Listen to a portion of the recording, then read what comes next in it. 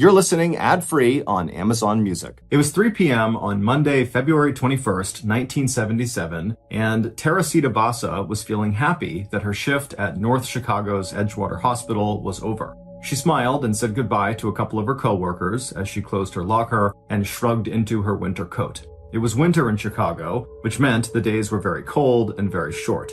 That day, the sunset was barely after 5 p.m. But with her shift ending at 3 p.m., she'd be home by 4 p.m., which meant she'd still have a full hour of daylight before darkness fell over her adopted city. Already looking forward to that magical hour inside of her cozy 4-bedroom apartment, the slender 47-year-old woman from the Philippines made her way out onto the street and walked to the nearby elevated train station. A few minutes later, a train arrived and Teresita climbed on board. It wasn't rush hour, so there were plenty of seats to choose from. She found one she liked and she sat down right as the train began pulling out of the station. After putting her bag on the seat next to her, she turned around in her seat and put her fingertips against the window behind her. And even through her glove, she could feel how cold the glass was. Despite having lived in the United States for almost 15 years, there were times, especially in the winter, when she still felt surprised by how completely different Chicago was when compared to her hometown of Dumaguete, a city located 8,000 miles away on Negros Island in the southern Philippines. Here in Chicago, Teresita was surrounded by towering skyscrapers, and the average temperature in February hovered right around freezing. Back in Dumaguete, nicknamed the City of Gentle People, the temperature in February was hot, and the landscape was green and lush with lots of graceful Spanish-style architecture. But much as Teresita sometimes missed the Philippines and her family who still lived there, she was sure that if she had not come to the US, she never would have had a chance to achieve her dream. A dream that right now, Teresita felt was almost within her grasp. Much as she liked it, her current job as a respiratory therapist at the hospital was really just a means to an end, a way to pay her rent and to afford her beautiful piano that waited for her in her living room at home. She liked working with the patients, diagnosing and analyzing lung function, and then helping the doctors create treatment plans and prescribe interventions and medications. But this job was not why Teresita had left her home in the Philippines and come to America. She had come to America to pursue her lifelong passion, music. As a young child, Teresita begged her parents for piano lessons, and when they relented and let her have piano lessons, she was over the moon and played piano basically all the time. And when she wasn't playing the piano, she was marching around her home, humming along to the notes of the music in her head. Once Teresita had finished high school, she had been among the very small percent of women in her town at that time, it was the late 1940s, early 1950s, to go on to university in the Philippines' capital city of Manila. And after graduating from there, Teresita became part of an even smaller percentage of women who went on to get their master's degree. This time, Teresita would leave the Philippines to attend Indiana University in the United States. By the time she was enrolled at Indiana University, Teresita had decided that she would become a music teacher, not a concert pianist, which had been her original intended career path in music. Although when she got to Chicago, she would become a member of a very serious musical band called the Five Mahoganies Plus One that performed for large paying crowds. After getting her master's degree in Indiana, Teresita had moved north to Chicago, where she got her job at the hospital, and she enrolled at Chicago's Loyola University to get her doctorate in music. Her hope was that afterward, she would be hired by Loyola University and would become a professor of music, thereby fulfilling her dream. As the train she was on rattled down the tracks, inside her gloved hand pressing against the window, Teresita could feel the beautiful pearl cocktail ring her mother had given her the last time she had come to visit in Chicago.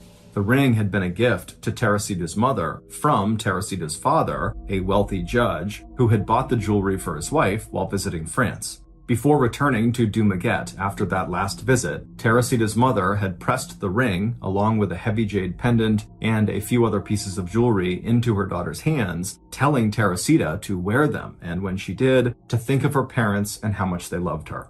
Teresita was an only child, and she knew full well just how much her mother and father had hoped she would return to the Philippines. Teresita understood that this gift of jewelry was her mother's way of telling her that her parents had finally accepted Teresita's decision to stay in the United States. Even though her mother's eyes had been filled with tears when she gave the jewelry to her daughter, Teresita knew how proud her parents were of her accomplishments and her determination to be self-sufficient and independent. As the train finally came to a stop at the station located just 4 blocks from her apartment building, Teresita grabbed her bag and then pulled her coat tight around her. She stood up and then headed out the train doors into the cold. By the time she reached her apartment building, Teresita had already planned out how she would spend her evening. She would practice piano, and then she would spend some time on her doctoral thesis and on the book she was writing about music composition and theory. She was also hoping to call a few people who might be interested in buying tickets to the next performance of her band, the 5 Mahoganies Plus One, and maybe she'd give her cousin a call too. Her cousin had actually also immigrated to the Chicago area from the Philippines, and so the two often chatted on the phone, enjoying a rare chance to speak in their native tongue, Tagalog. After getting off the elevator on the 15th floor, Teresita turned and began walking down the hallway toward her apartment, which was number 15B. Once she reached her door, she unlocked it with her key, she stepped inside, and she closed the door behind her.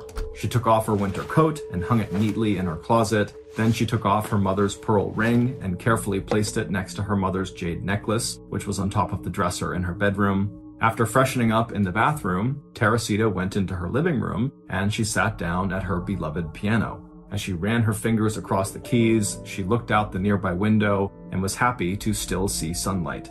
With a smile on her face, she turned back to her piano, she closed her eyes, and she began to play.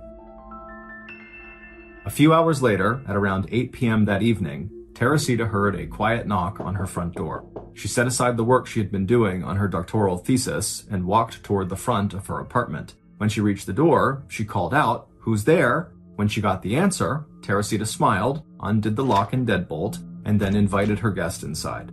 1 hour later, at 9 p.m., the first fire engine screeched to a halt in front of Teresita's apartment building. The crowd of residents and curious bystanders gathered in front of the building scattered as firefighters jumped down from the truck and headed inside up the stairs to the 15th floor. 20 minutes earlier, the building's janitor had called 911 to report that residents had smelled and seen smoke coming out from under the door of apartment 15B. And sure enough, when firefighters arrived on the 15th floor, they saw thick curls of smoke pouring out from under that apartment door into the hallway. The janitor ran up and used his key to unlock 15B's door before turning and running back down the hall to the stairwell. With the door unlocked, the firefighters made entry. Inside apartment 15B, firefighters quickly saw and extinguished the source of the fire. It was a burning mattress on the floor of the bedroom, and near it was a pile of burning clothes. Once a thorough search revealed that the apartment was empty of any people, a fire department lieutenant used his boot to kick aside the smoldering pile of clothes, trying to see what might have caused the fire. Crowding in behind the lieutenant were a couple of uniformed police officers who had also arrived at the scene. And when those police officers and the lieutenant saw what was under those smoldering clothes, they instantly stepped back and turned their faces aside. Then, one of the police officers grabbed his radio and called for medical personnel, homicide detectives, and a crime scene unit. The first thing Chicago detective Joe Stachula and his partner Lee Eppen noticed when they stepped inside of Teresita's apartment was the mess. Looking into the kitchen, they could see drawers had been pulled out and cupboards were open, and in the living room, lamps had been knocked over and a coffee table overturned.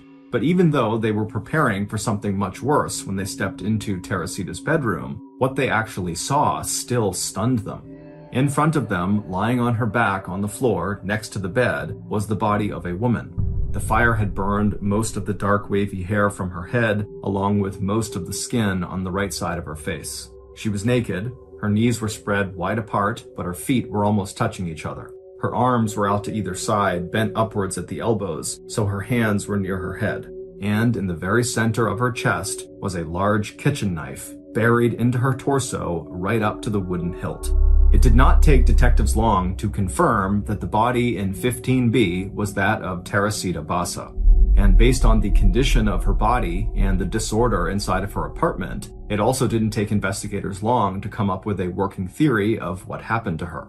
Since the door to her apartment was not deadbolted from the inside, police assumed that Teresita had opened the door for her killer. And once the killer, who they believed was male, was inside, he overpowered Teresita, he sexually assaulted her, and then he murdered her.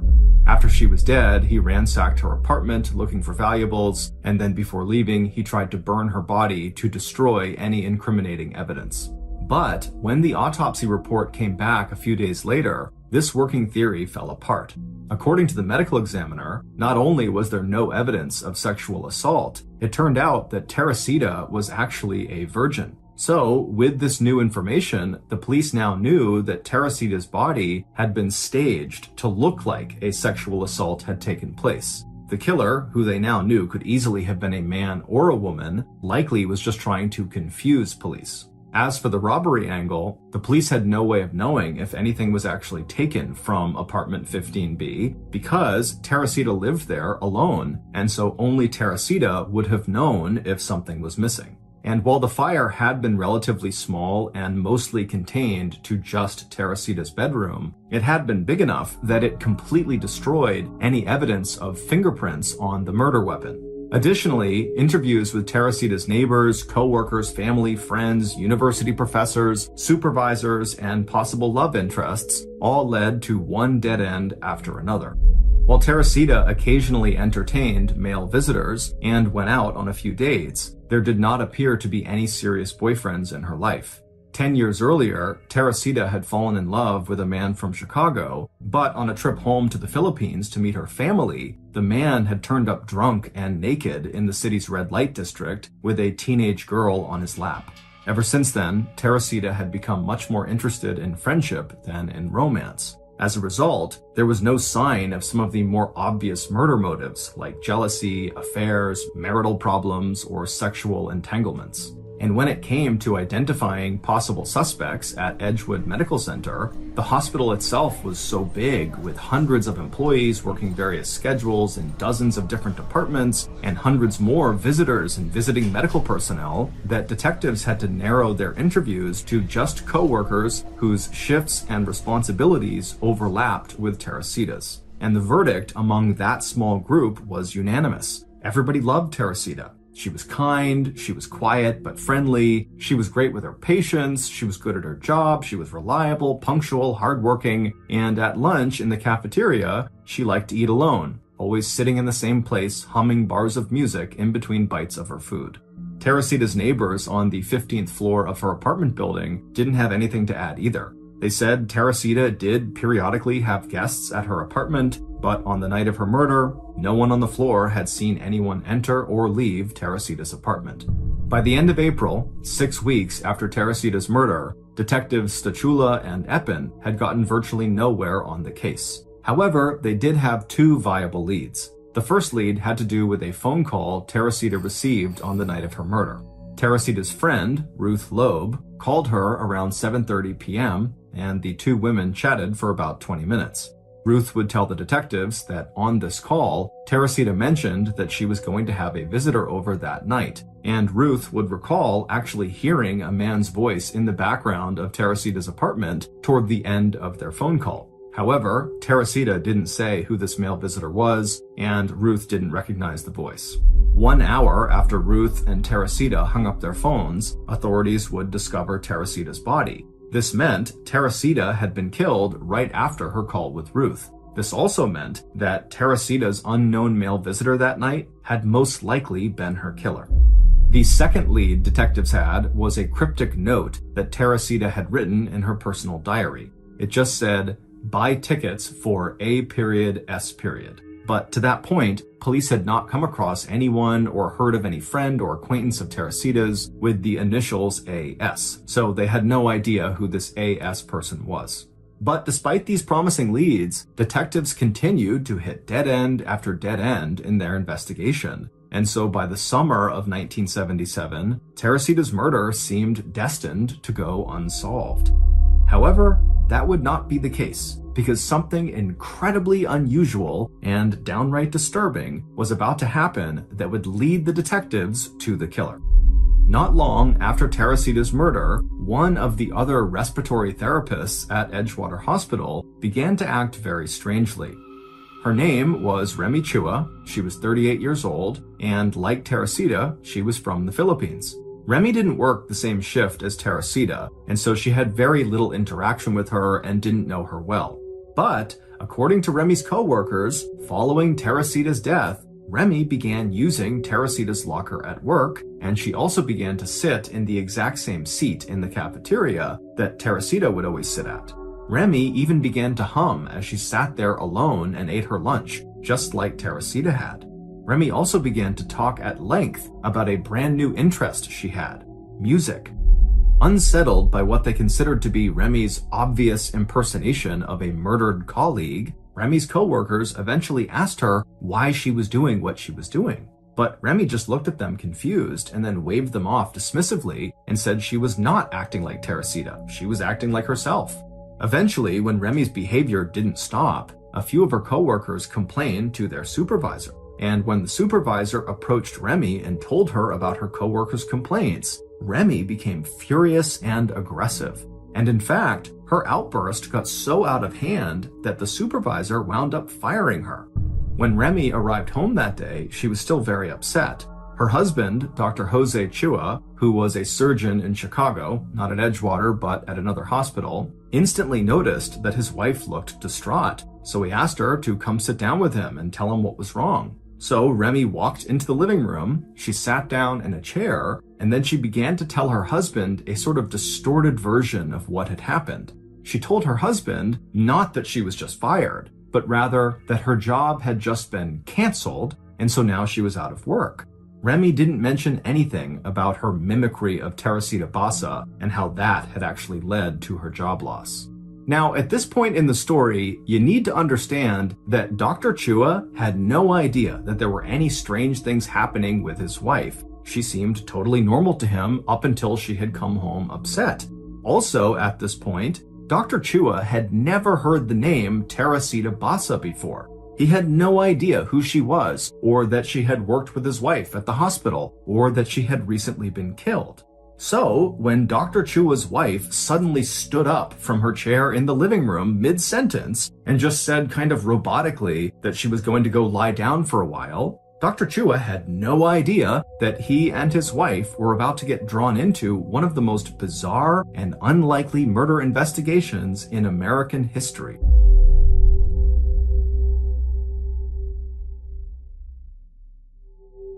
After Remy stood up and left for her bedroom, her mother, who was visiting the couple, would say that the look on her daughter's face was so strange that she turned and asked Dr. Chua to follow her and make sure his wife was okay.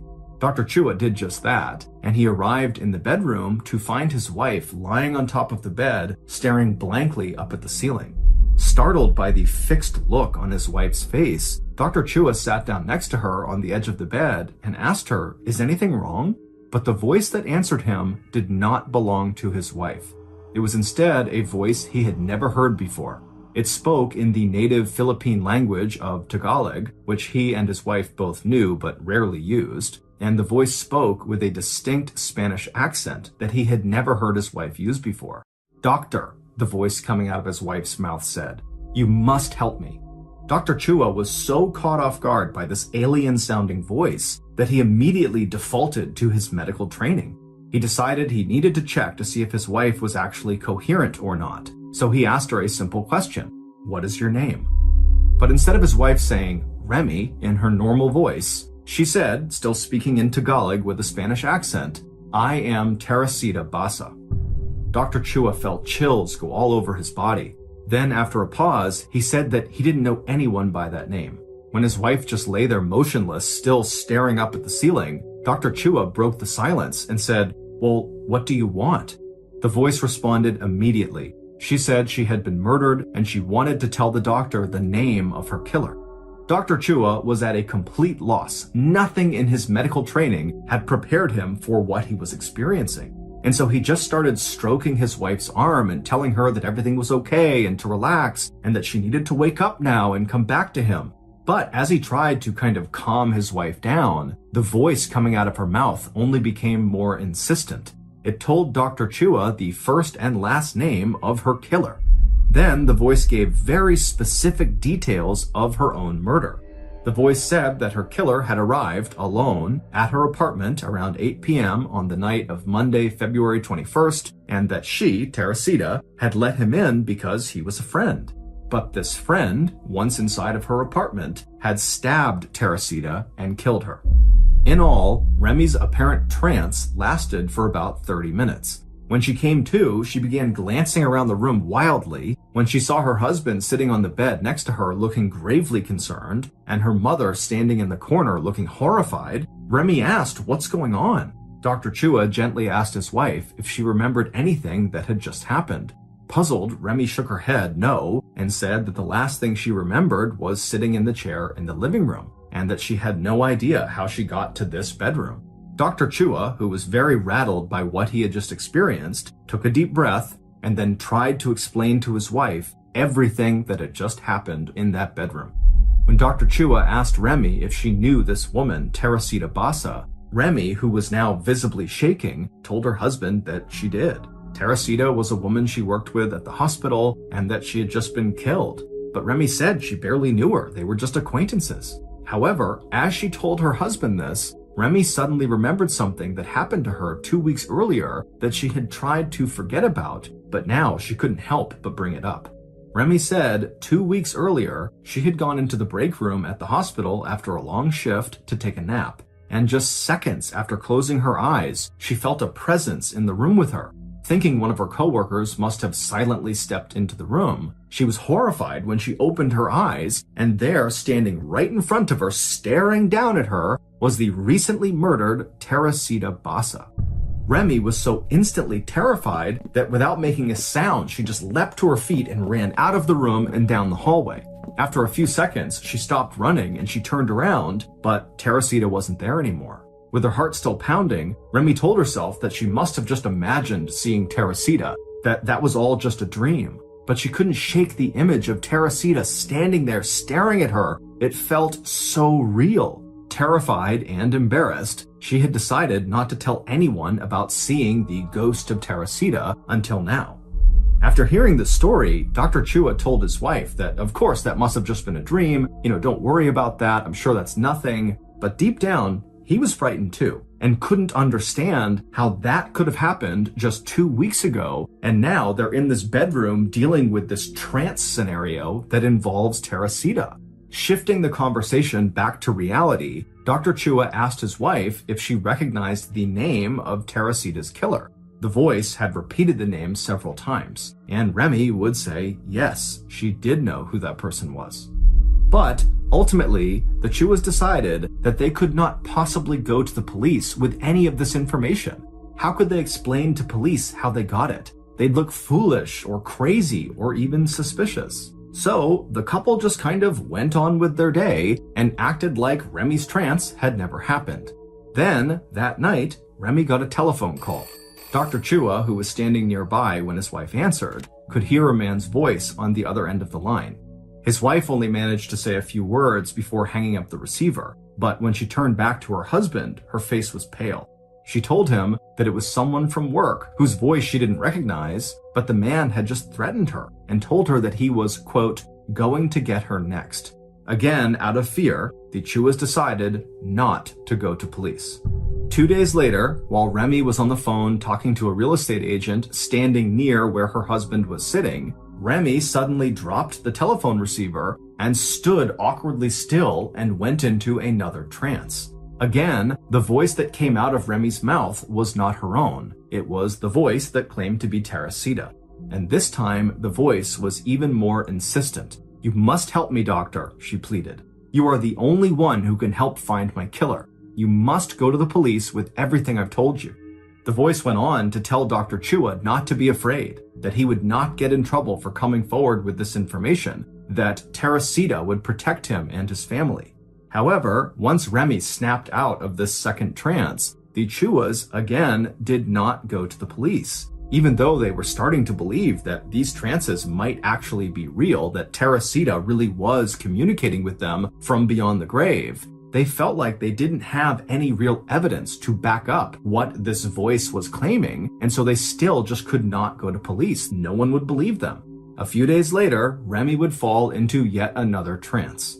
While Remy and her husband were asleep in bed, Remy suddenly opened her eyes, and while remaining stiff as a board on her back, she began speaking to Dr. Chua in the now familiar Tagalog with the Spanish inflection. When Dr. Chua woke up and saw what was happening right next to him, he was ready. He demanded that the voice provide real proof that could confirm her claim about the killer's identity, and the voice would do just that. According to the voice, after Teresita had let her killer inside of her apartment, the killer had knocked her unconscious, and after stabbing her, he had rifled through her apartment and taken several pieces of jewelry that had been given to her by her mother. Her killer had disposed of some of the pieces, but he had kept a jade and gold necklace and a pearl cocktail ring that he had given to his longtime girlfriend with whom he lived. Not only did the voice describe every detail of the ring and the necklace, but also the voice told Dr. Chua the names and the phone numbers of Teresita's relatives who lived in the Chicago area who could actually identify this jewelry as belonging to Teresita. The voice ended the trance by telling Dr. Chua that once police found this jewelry, they would find the killer. After this third visitation from what appeared to be the spirit of Teresita, Dr. Chua and Remy felt like they had to share this information with authorities. But the Chuas were still nervous about going public with their story, so instead of contacting the Chicago police, they contacted their own local police department in Evanston, Illinois, which was north of Chicago. And instead of saying that they had got all this information from the voice of a dead woman, they told the police that Remy had received that threatening phone call from a former coworker at Edgewater Hospital, and they identified this coworker using the name of the man that the voice, Teresita, had said was her murderer. The Chuas then surprised the Evanston police by suggesting that this threatening phone call could be related to the murder of Teresita Basa. It should be noted that we don't know if Remy and Dr. Chua concocted this story in order to more discreetly tell police what they had learned from the voice, or if they actually came to believe that the person who called Remy and threatened her was the same person who the voice identified as the killer. So, in early August 1977, 5 months after Teresita's death, Chicago detective Joe Stachula was notified by Evanston police about a possible tip in the Teresita murder case. A few days later, when Detective Stachula followed up directly with the Evanston police for more details on this tip, the Evanston police officer told Stachula the name the Chuas had given them of the man who had apparently made this harassing phone call and who the Chuas thought was connected to the murder of Teresita Basa. And when Detective Stachula heard this person's name, the hairs on the back of his neck stood up straight. A few days after that, Detective Stachula found himself sitting in the Chua's living room, staring at a highly educated and articulate couple who seemed incredibly reluctant to elaborate in any way on the tip they had called in to the Evanston police station. After a brief description from Remy about the threatening call she had received almost 3 weeks earlier, Detective Stachula could no longer ignore Dr. Chua's obvious distress as the doctor sat there shifting in his seat and wringing his hands while his wife was speaking. When Detective Stachula turned towards the doctor and asked him point blank, "Is there something about this murder investigation that you want to tell me?" Dr. Chua looked extremely embarrassed, but instead of answering the detective's question, the surgeon leaned forward and looked intently at the detective's face before asking a question of his own. "Do you believe in the occult or in possession and exorcism?" Detective Stachula worded his answer carefully, telling Dr. Chua that as a homicide investigator, he always tried to keep an open mind and follow up on any information that could help solve a murder case. Dr. Chua nodded silently, then took a deep breath, and he told the detective the whole story of how, starting back in mid-July, the spirit of Teresita Basa had begun temporarily possessing his wife's body. And during these possessions, Teresita would give them very specific information, like about the exact type of jewelry that was taken from her apartment, that Teresita insisted would help police catch her killer, a man named Alan Showery. When Detective Stachula had first heard the Evanston police officer say this name, Alan Showery, it had caused the hairs on his neck to stand up because Alan's initials were A.S., just like the initials written in that cryptic note Teresita had left in her personal diary before she was killed. The note had just said, "Buy tickets for A.S." When Detective Stachula asked the couple if they knew anything about this Alan Showery person, Remy said Alan was a 31-year-old respiratory technician at Edgewater Hospital and he was friends with Teresita. However, it would turn out he was one of the employees at the hospital who was not originally interviewed by police because his shifts did not overlap with Teresita's. While the information that Dr. Chua and Remy had just told him sounded very promising, the fact that it was apparently delivered by the murder victim herself after she was dead seemed so unbelievable to Detective Stachula that instead of writing up a formal police report about his interview with the Chuas, he instead just described the interview in a confidential memo that he sent only to his commanding officer. Following the Chua interview, police would rule out Remy and her husband, Dr. Chua, as suspects in Teresita's murder because both of them had rock-solid alibis. The police would also run a background check on Alan Showery, and it would show that he had a lengthy rap sheet, which included being arrested for, but not convicted of, theft, burglary, and rape. Through new interviews with Teresita's co-workers, police confirmed that Alan and Teresita were friends and that on the night of her murder, Alan may have gone to Teresita's apartment to fix her broken TV set, because apparently someone had overheard him say that. And if that was true, that would place him right at the scene of the crime. So, on the afternoon of August 11th, 1977, almost 6 months after Teresita was killed, Detectives Stachula and Eppin arrived at the apartment of Alan and his girlfriend Yanka and asked to speak with Alan down at the police station about Teresita's murder. While Alan immediately agreed to the request and chatted to detectives on the ride to the station about what a wonderful person and good friend Teresita had been, he also insisted to police that the last time he had seen Teresita was 6 months before her death. But when investigators bluffed, telling him they'd found his fingerprints at Teresita's apartment, Alan reconsidered, saying that on second thought, he had been at Teresita's apartment on the night of her murder to fix her TV, but that he had left at 6:30 p.m. because he didn't have the right tools with him to fix the TV. At that point, police went back to Alan's apartment to see if Yanka could confirm her husband's alibi. But it wasn't what Yanka had to say that grabbed officers' attention. It was what she was wearing. There, on one of her fingers, officers saw a large, distinctive pearl cocktail ring. It was exactly like the one that the Chuas said belonged to Teresita and had been taken from her apartment by the killer. When investigators asked Yanka where she had gotten the ring, she told them it was a late Christmas present, along with some other pieces of jewelry that Alan had given her in late February, which would have been right around the time that Teresita was murdered. Detectives immediately asked Yanka to join her husband at the police station and to bring her jewelry collection with her. Yanka agreed, and then police, using the list of names and phone numbers that Dr. Chua had given them, contacted some of Teresita's relatives who lived in the area, and they came to the police station as well. And those relatives, including Teresita's cousin, immediately identified the ring Yanka was wearing and the jade pendant in her jewelry box as the jewelry that Teresita's father had bought in France for Teresita's mother, and that Teresita's mother had then given the jewelry to Teresita during her last visit to Chicago. When police confronted Alan with the ring, along with the information provided by Teresita's relatives, Alan abandoned his claim that he was innocent of any involvement in Teresita's murder, and by early the next morning, on August 12, 1977, police had a 13-page signed confession from Alan. According to that confession and additional interviews from Teresita's co-workers, this is what happened to Teresita on the night of her murder. Alan arrived at Teresita's apartment at about 6:30 p.m. to fix her TV.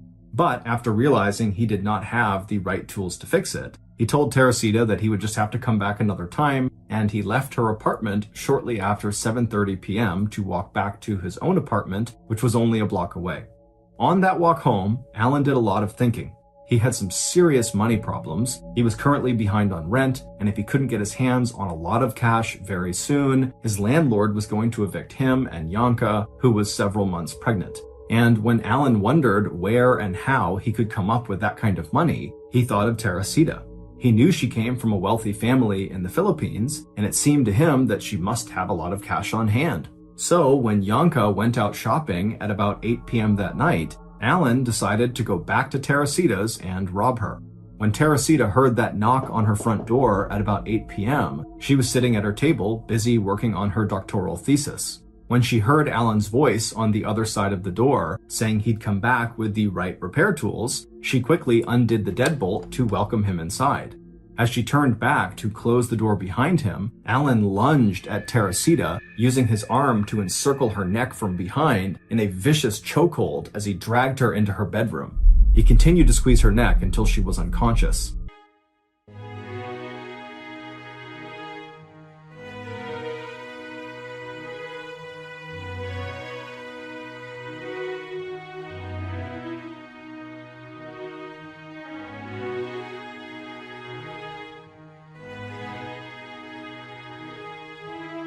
Then Alan lay Teresita down on the bedroom floor on her back. He stripped off all of her clothes and arranged her body to look like she had been sexually assaulted. Then he walked into the kitchen and he grabbed a large knife that was laying on a cutting board nearby. He walked back into the bedroom with the knife in hand, and he stood over Teresita, who was still on the ground unconscious, and then he raised the knife into the air and then drove it straight down into the center of her chest. After pausing to catch his breath and to make sure that Teresita was dead, Alan got back onto his feet and began searching the apartment for the small fortune in cash that he was sure he would find. In the end, though, after pulling out drawers, opening cupboards, and turning over small pieces of furniture, all Alan would find was just $30.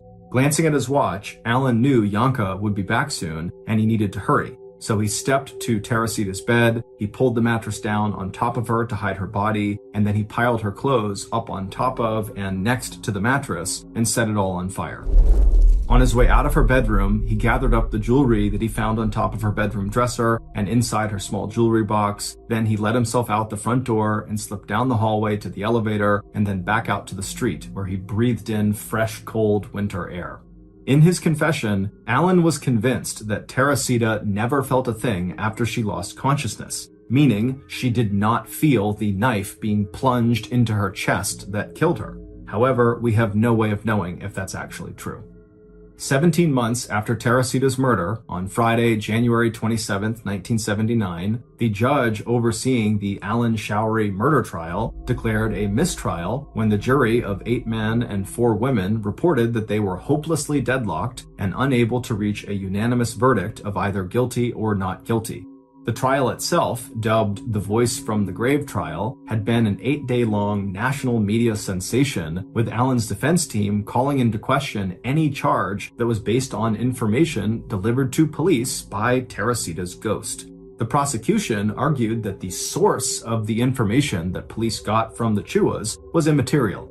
The only thing that mattered was whether the information was accurate. And even though Alan would later recant both his oral and written confessions, police said that the hard evidence they had collected proved that he was, in fact, Teresita's killer.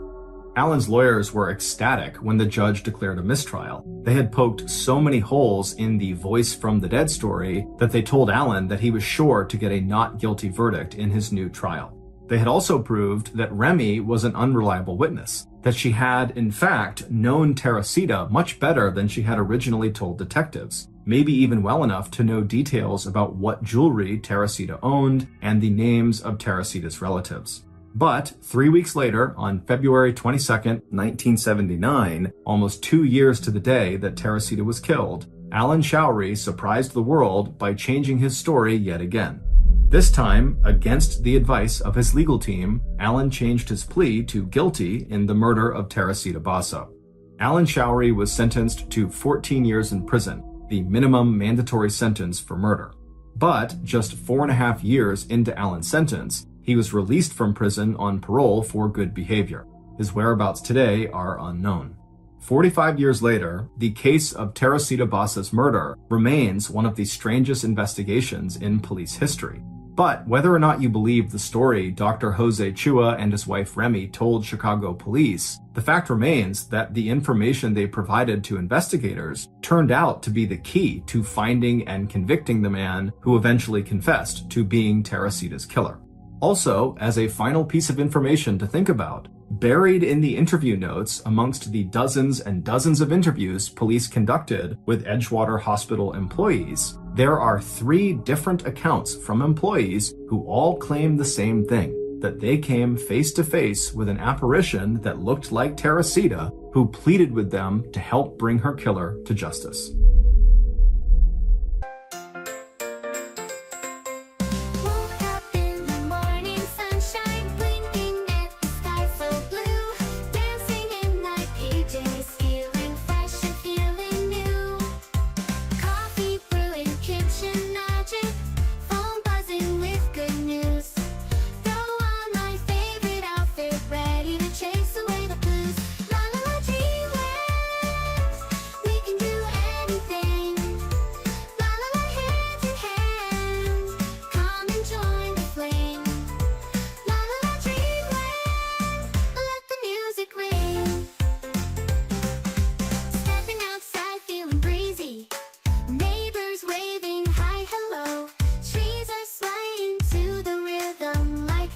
Just where to go. Ooh, like some melody with a beat so sweet. Ooh, come along.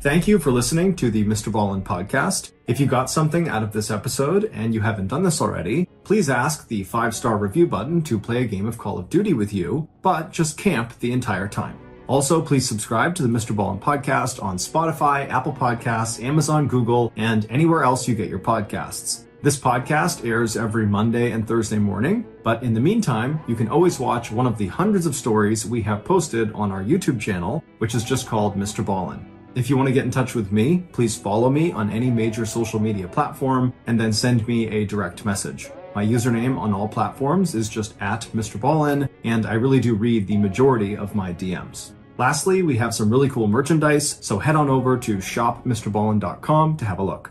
So that's going to do it. I really appreciate your support.